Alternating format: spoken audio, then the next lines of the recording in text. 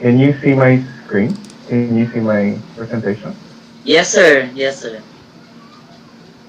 Okay. Uh, do you see the gender education in the Netherlands? Is that the slide that you're seeing? Yes, sir. Yes, sir. Okay, thanks. Okay. Um, if you want me to start, good afternoon, everybody. Um, Sir Blake, introduce muna tayo. sure, go ahead. Sige. Alvin, sige na, Vin. Okay, sir. Okay. Our last speaker, he took up his BA English Literature at Mindanao State University, General Santos City, Philippines, in June 1998 to April 2001.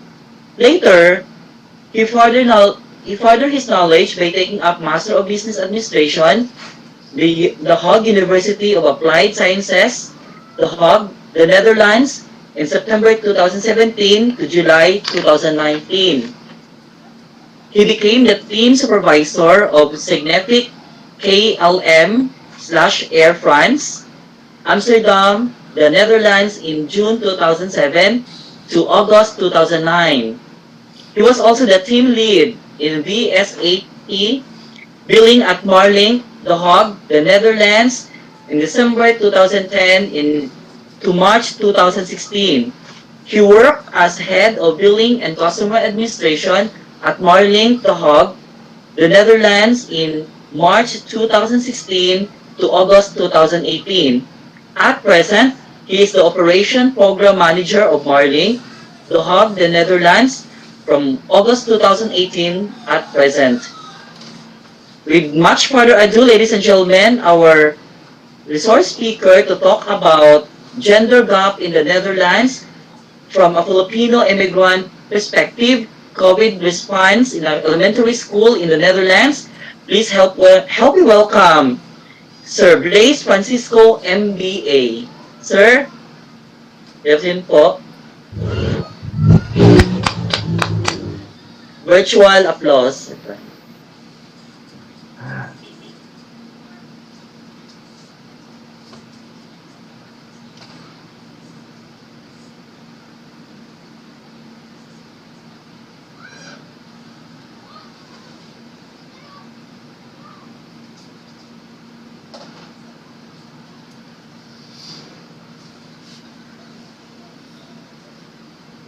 Sir Blaise, naka-mute ang microphone mo.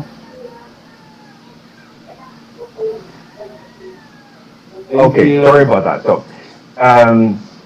as I said, I'm Dave. I'm originally from General Santos City, as you might have guessed. I'm currently living in The Hague in the Netherlands, where it is a minute before 8 in the morning. So I literally just woke up. It's Sorry. still quite dark outside. It's Sorry. right. It's still quite dark. It's still quite dark outside. It's a lovely 2 degrees. It's winter time here, but I'm very happy to be and honored to be presenting something to you.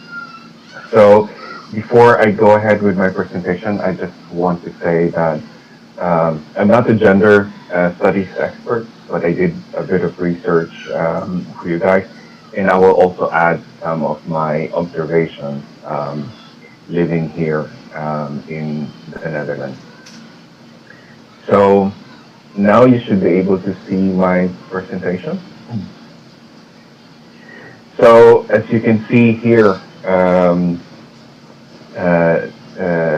going to first give you some context about the country, the Netherlands. So if you're not sure where the Netherlands is, it's bordered by Germany and Belgium, as you can see here in the presentation.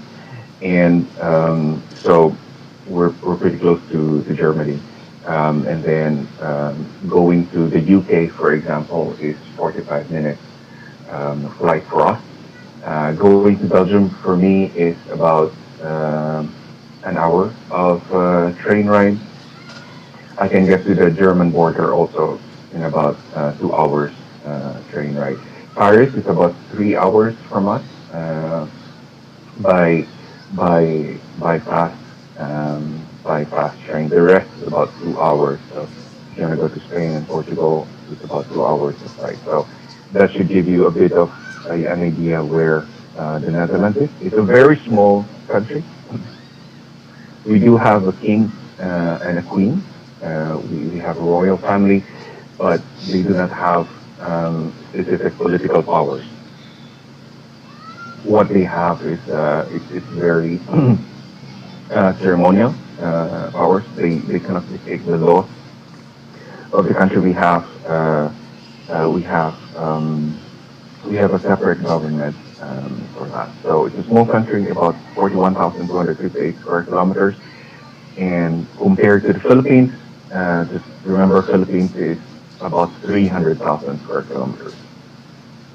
So we could be, I think we're about half of Mindanao. That's the size of the country. It's a small country, but it's quite densely populated. So there's about 17 million people living in the Netherlands. Um, well, almost half of it male, and the other half female, of course. Um, One thing that's quite interesting, and I thought was quite confusing coming from the Philippines and moving to the Netherlands, is the education system. When I left the Philippines, of course, we still had a very different educational setup. Of course, I finished elementary school, so that I think it started from 6 years old to 12 years old. Um, First grade to sixth grade, and then I had 4 years of high school at Ateneo, and I went to MSU for university. I did not finish that degree, but that was supposed to be for 4 years um, at MSU. But here it's quite different. So you start from 4 years old, and then you end at 12 years old for your elementary school, and then depending on your year-end exams, depending on the results of your exams, you can either go to preparatory vocational school, you can go to a senior general secondary education, or university preparatory education. And then depending on the outcome of a secondary education, you can either go to an additional 1 to 4 years for vocational study, or you can proceed to get your degree, your bachelor's degree, and then of course you also have the option to go get masters and your PhD afterwards. So the setup is quite different from us, where their secondary education here is quite targeted, so it's quite specific to what what your scores actually say. But it doesn't mean that once you have vocational, or once you reach the scores good for vocational secondary education, it doesn't mean that after finishing that part that you do not have an option to do something else. They will always provide you with an option. If you want to get out of vocational school, for example, and if your grade is good, there's always an option for you at the end of your studies. So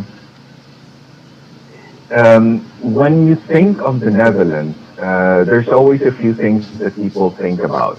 So we're quite known for our windmills. We're quite known for our cheese production. So cheese is quite big in the Netherlands. And when you look at pictures of the Netherlands, you'll always see pictures of tulips, fields and fields of tulips.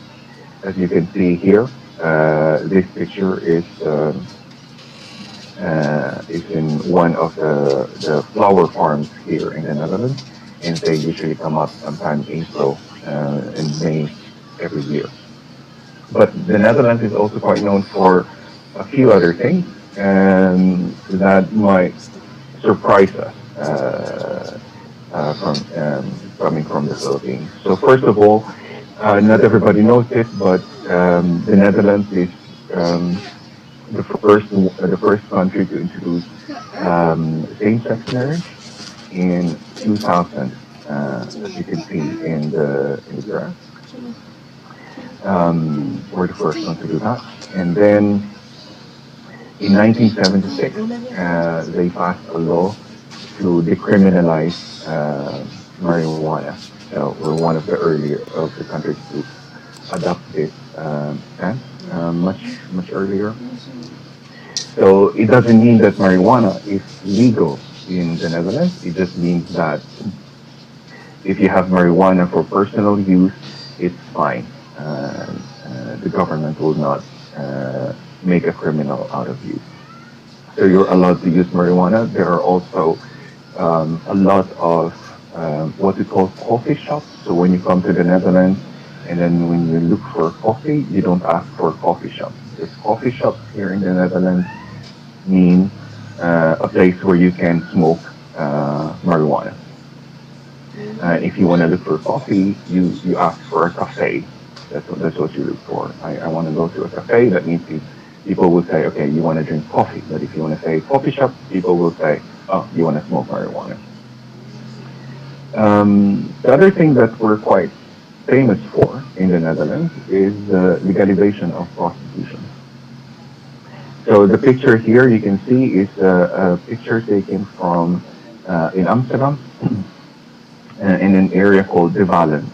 De Wallen is a whole street with windows like this where prostitutes can operate. So they rent these rooms, and well, yeah. Then if you're interested, you can talk to them, and then they will close the door. They will close the curtains if you agree on a price, on if you agree on what to do, and then the prostitutes or the girls that you see in the photo are not allowed to have what you call a pimp. So they must work for themselves, and they're also regulated by the government. So that means they also need to have health checks every so often throughout the year. They also pay their taxes. So prostitution was never illegal here in the Netherlands. The profession, one of the oldest professions in the world. We have records from 1700 where people talk about prostitution and was never penalized. And in early in the 20th century, so they made laws to regulate the profession. So this it might also be interesting for you to know that during the 1980s, Dutchmen would go to Southeast Asia to go to Thailand, for example, and to go to prostitutes in Thailand. And from what I understand, it was also in the 80s where the first prostitutes came from Southeast Asia. They were brought over to the Netherlands to work here as prostitutes, and some of them came from Thailand. Some of them also came from the Philippines, and then later on, it was they were replaced by women from South America, and then afterwards they were replaced by women coming from the eastern part of Europe. So these are the three things that I thought are quite special to the Netherlands. And then, as we're talking about gender today, it might be interesting for you that up until 1956, women were not allowed to hold government positions. Um, in fact, during those years before 1956, as soon as a woman got married, she would immediately lose her job in the government. And what you can see here is a picture from the 1950s, 1960s of women wearing their traditional Dutch coats. And it was only in the 1960s when the Dutch government started to work towards making women equal to men. And their argument is that your gender or your sexual orientation should not be a challenge for you to do what you need to do in your life. So another first, quite recently, well, in 1994, they passed a law to make it illegal to discriminate on the basis of gender and sexual preference. And I thought it's interesting to show here this lady that you see in this picture amongst men is a photo of Janine Laskhurst, and she was the very first woman to be the Minister of Defense in the Netherlands. So we had, or the Netherlands had quite a lot of progress when it comes to equality, but you will see later on that there are still some challenges to this. So we're also talking about the gay community in the Netherlands. So early year, 18th, 19th century. So we're talking about 1700s, 1800s. Sodomy was punishable by death in the country until the French came and they removed all the laws prohibiting same-sex activity between consenting adults. And what happened is in 1911, because here you have parties, you have political parties here in the Netherlands that are based on religion. So we do have a few of them, and they're based on Christianity. And it was in 1911 that these Christian-based um, political parties raised the minimum age of consent for homosexual activities to 21, while for heterosexual activities it remained at 16. So it was also in this time that there was still quite a lot of discrimination against homosexual people. And then domestic partnerships was allowed in 1998. So domestic partnership um, is an option for you if you don't want to get married. So domestic partnership, um, more or less, is like a marriage. You enjoy the same kind of advantages or benefits, but then it was made allowed um, for gay people, and then same-sex weddings followed in 2001.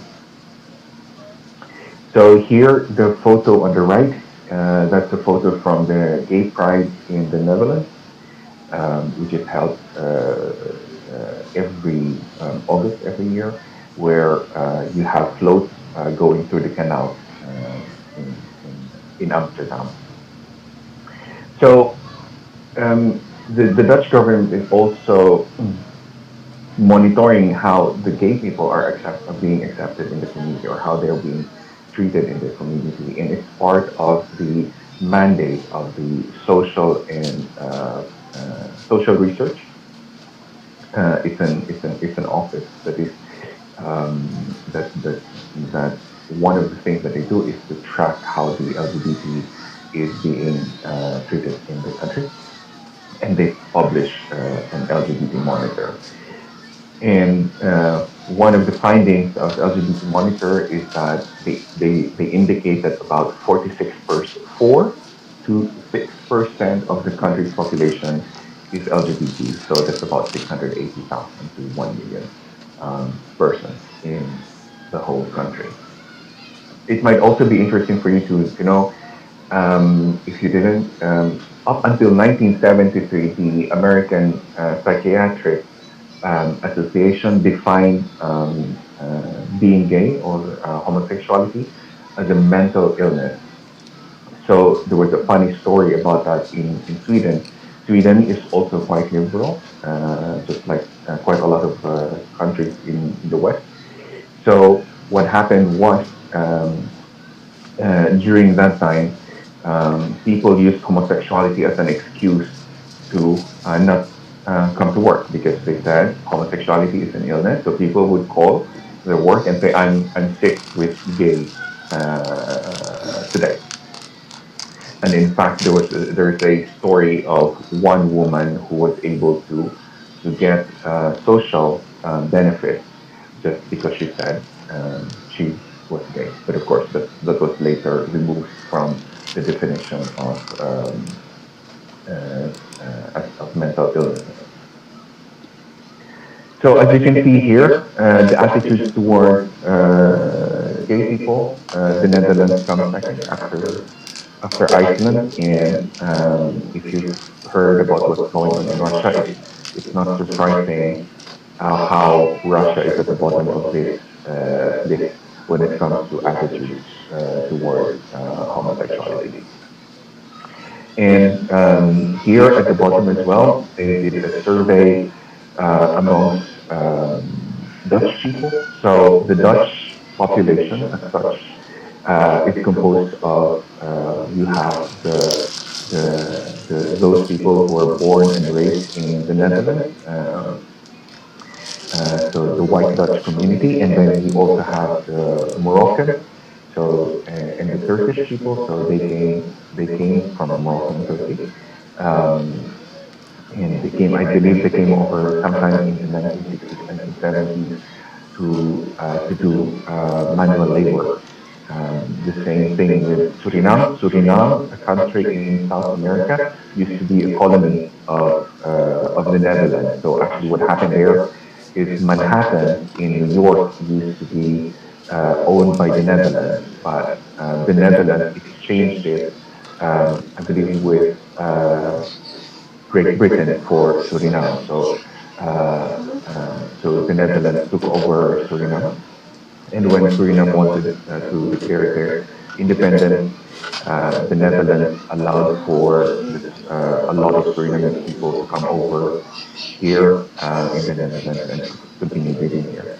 So you also see here Antillean and Aruban. Um, and the Dutch, as a kingdom, also has islands in in the Caribbean. That's why we have the Antilles here in Aruba. In Polish, you have our people from Poland who come over here to do also work, and most of the time they work in flower farms. And then Somalians, you have because of the war in Somalia, so we have got a lot of refugees here from Somalia. And as you can see here, the questions that they ask these groups of people in the population, like gay men and lesbians, should be able to live their lives as they wish. You see quite low agreement about between the Moroccan and Turkish community, and also with the Somalians. And that might come from the culture of these countries, that they find it difficult to accept the LGBT, while the acceptance for the Dutch is much higher. On the other hand, I would find it problematic if my child had a partner of the same sex. You can see the same kind of trend. So the Moroccan and Turkish community would have a big problem about it. Same with the Polish. Polish is quite okay, but Moroccan and Turkish is quite significant, and for the Dutch it's quite low. So that this means that the Dutch won't have problems with it if their child has came out as well as gay. While it will be a problem for the Moroccan and Turkish community. So I'm moving on towards the education part in just to provide some context.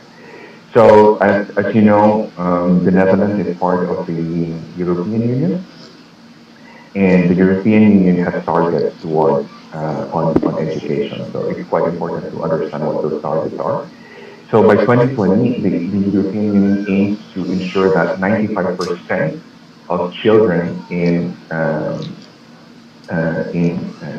its member states should be should participate in early childhood education.